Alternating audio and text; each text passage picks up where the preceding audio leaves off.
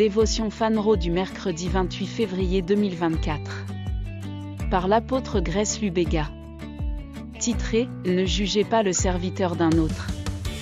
Romains 14, verset 4, LSG, « Qui es-tu, pour juger le serviteur d'autrui ? Pour son propre maître, il se tient debout ou tombe. Oui, il sera soutenu, car Dieu est capable de le faire tenir debout.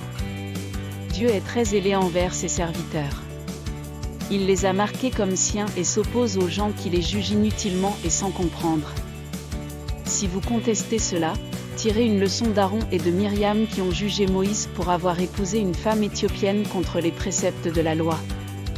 En défendant son serviteur, Dieu leur dit, « S'il y a un prophète parmi vous, moi, l'Éternel, je me ferai connaître à lui dans une vision et je lui parlerai dans un songe. » Ce n'est pas le cas de mon serviteur Moïse, qui est fidèle dans toute ma maison. Avec lui je parlerai bouche à bouche, même en apparence, et non dans des discours obscurs, et il verra la similitude de l'Éternel. Pourquoi donc n'avez-vous pas eu peur de parler contre mon serviteur Moïse ?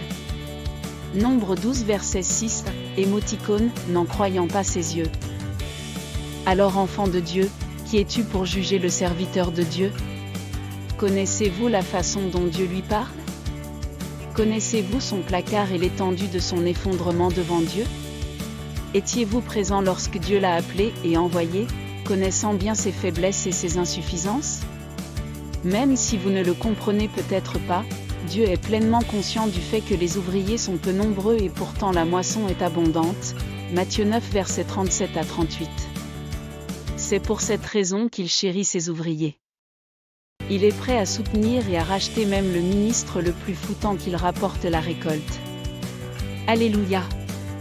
Étude plus complémentaire. Matthieu 9 versets 37 à 38, Philippiens 1 verset 8. Pépite d'or, Dieu est pleinement conscient du fait que les ouvriers sont peu nombreux et pourtant la récolte est abondante. C'est pour cette raison qu'il chérit ses ouvriers. Il est prêt à soutenir et à racheter même le ministre le plus fou tant qu'il rapporte la récolte. Prière. Père aimant, je te remercie pour cette parole. Merci pour l'humilité de traiter chaque serviteur et ministre de l'Évangile avec sagesse. Je ne serai jamais trouvé offensant en parole ou en acte parce que tu m'as appris à honorer ceux qui travaillent pour le royaume, au nom de Jésus. Amen.